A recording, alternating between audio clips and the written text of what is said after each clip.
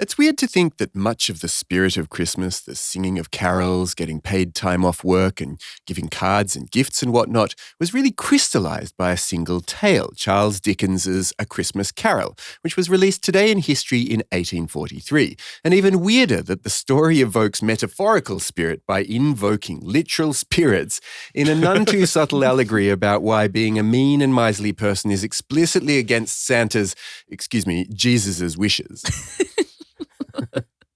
And like all great Christmas art, it started because Charles Dickens was kind of in a sticky financial situation and needed to rush something out really quickly. So he was hot shit in 1843, which is why A Christmas Carol ended up selling out in less than a week. He'd written Pickwick Papers, Oliver Twist, The Old Curiosity Shop, but he just finished the serialized publication of Martin Chuzzlewit, which I think, I haven't read it, and I'm guessing you guys probably also haven't read it. I think it's still considered a bit of a flop. I mean, it's long.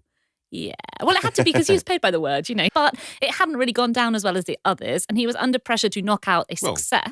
Don't discount the other books that he wrote around Martin Chuzzlewit. Barnaby Rudge and his touring Diary of America also hits. Not. So yeah, it's weird, isn't it? Because he was like a proper literary sensation. I mean, it's sort of Michael Jackson at his peak in publishing terms, right? Yeah. But at the same time, because he was so prodigious and he put out so much, he had nonetheless just had a hat trick of flops behind him. Yeah, it feels like in this era, there was no such thing as being like a J.K. Rowling or something where the money was pouring in. And I guess maybe that's something to do with because they hadn't really sorted out international copyright at this stage. So it was hard to have this empire based on a couple of successes. He was also expecting his fifth child with his wife, Catherine. But his publishers, Chapman and Hall, were threatening that if his sales dropped any further, they were going to reduce his monthly income by £50. And he also had his father leeching off him as well. So his dad was notoriously debt-ridden character who'd gone to a debtor's prison when Dickens was young, which real influence on a lot of his stories. So Dickensian. Dickens's literal People didn't life. say at the time. And his father had taken to hawking around Charles's autograph to make money at this stage. So he had that Thomas to deal with. Markle energy. Yeah, exactly. So he had that to deal with, and he was like, right, I need a hit. I'll do a Christmas book, which was a less obvious recourse than it would be these days. Now it's kind of obvious, like, every band does a Christmas song. Yeah. But it wasn't obvious then. As much as anything, because Dickens's whole scheme was serialization, right? Famously, he would write the beginning of the book and not know how it was going to end, and then the public would be buying into it like a soap opera, and he could drag it out as long as he wanted. See Martin Chuzzlewit. Yeah. Whereas by committing to write a shorter book that was going to be given as a Christmas gift, he had to think of a whole, complete plan for a novel. I mean, what he came up with in the end, as we all know, is absolute genius and perfect and incredibly structured. But he invented it. He invented the Christmas past and present and future and the happy ending. And that was new for him. Well, it was kind of new for him because if you go back to his first blockbuster, The Pickwick Papers, there is a passage where a character called Mr. Wardle tells a tale about a curmudgeonly sexton who mends his ways after a Christmas visit by goblins who show him the past and future. Dickens wisely moved away from the goblin element, but this maybe explains why it only took him 6 weeks to write it because he kind of was pillaging some of his past writing as well. Yeah, Michael Slater, Dickens's biographer, describes the book as being written in white heat, he said, which, 6 weeks to turn around this absolute classic is amazing, astonishing. isn't it? It takes us that long to do an episode sometimes. Yeah. And those are just my pickups. But he apparently built the work in his head while he was taking these nighttime walks of 15 to 20 miles around London. And Dickens's sister-in-law wrote how he wept and laughed and wept again and excited himself in the most extraordinary manner in composition. So even he was excited about having rid himself of goblins from this story.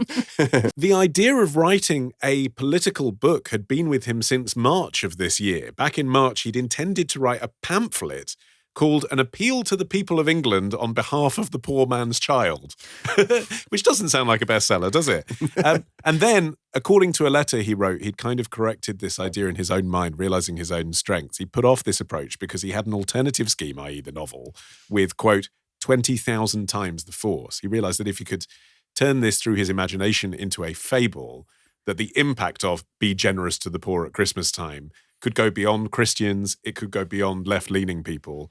And actually, the political message, it isn't socialism, is it? It's kind of New Labour, basically. It's saying Scrooge is responsible for his employees' welfare, And that's where the burden of responsibility is. It's not on the state. It's not on everyone. It's on Scrooge because he's got the money, but he can still have his business. He just needs to be kinder. It's quite a carefully thought through political message that really works in the English psyche. Yeah, and I think it really tied into something that was going on at the moment, which was a revival of old Christmas customs. A lot of the things that we now think of as being classic Victorian Christmas elements were actually attempts to revise pre-industrial traditions, because there was this idea that industrialization had made everyone kind of like hunched and poor and covered in soot, and that the real England was, the kind of Robin Hood type era where you had feudalism, but the feudal lords would give you a big turkey or something, and then everything was fine.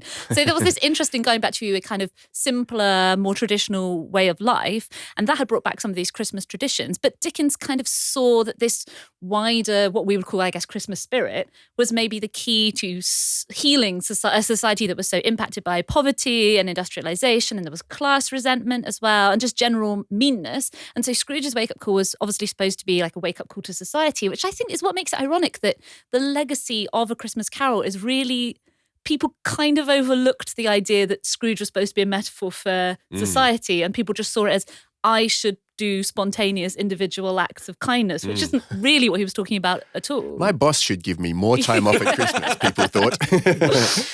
Well, so Charles Dickens had come up with at least the kind of political core of it when he apparently travelled earlier in the year up to Manchester to speak at the Athenaeum, which must be the site of pretty much everything that ever happened in Manchester, according to our interaction in our with show. Manchester. It either happened at the World's Fair or the Athenaeum. That's right.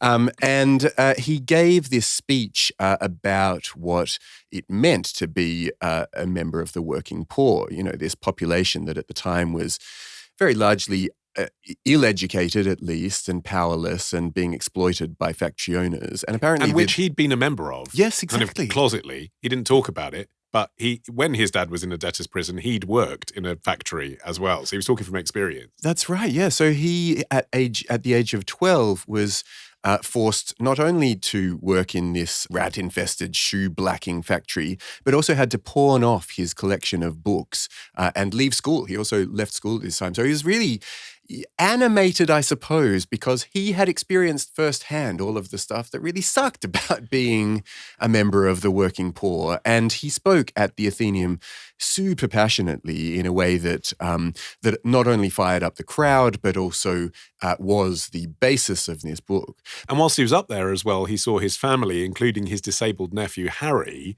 who inspired Tiny Tim. So you can see all the strands coming together, can't you? You've got his political ideas that he was going to put into the pamphlet. You've got what he knew from personal experience about child exploitation, as well as Parliament had just recently looked into this as well, and he was a wide reader of all of their reports. And then you have his own personal experience from his own family of I know how to make people sympathetic to this. My own nephew who might die soon. Yeah. He's like, is there a word for small that's alliterative with Harry? Or, okay, no, it's fine. I'll just change the name. No, he knew what he had. He knew he had a great story and he wanted it to be given as a gift. And he wanted to make it affordable as well. That's the other reason. He could have made a profit if it wasn't for sale for 5 shillings, but it was, which meant middle-class readers could buy it. I mean, he could have sold it for 4 times that. Given the reviews that it got, I mean, Thackeray called the book a national benefit. Lord Jeffrey commended Dickens for prompting more beneficence than all the pulpits and confessionals in Christendom. He did try and capitalise on the success of Christmas Carol by following it up with 4 more Christmas-themed novellas, which were news to me, I have to say. They're probably among his least familiar works to a 21st century audience. So he started off with The Chimes the next year. That was a very similar theme. You'll be visited tonight by 3 chimes. By 3 chimes. It sold pretty decently, but some people thought the politics were a little bit too unvarnished and radical. Then he did The Cricket on the Hearth and The Battle of Life, which sold well. They were romances with more of a tangential Christmas theme. I have to say, at this point, the Dickens naming was getting out of control. He needed like a name editor because they had characters that were called things like Trotty Veck, Tilly Slowboy, and Chicken Stalker, which is just, come on now. The last one was the least successful, but I do think it's the most interesting plot-wise because it was called The Haunted Man and the Ghost's Bargain, playing on some of the familiar themes. But the premise is really interesting to a contemporary reader, I think, as it's basically the plot of Eternal Sunshine of the Spotless Mind. It's about a mysterious spirit who bestows the power of erasing painful memories and kind of how that's actually not good in the end. I mean, it was maybe a little bit too ahead of its time for a Victorian audience. Well, also no obvious part for Fozzie Bear, which is problematic.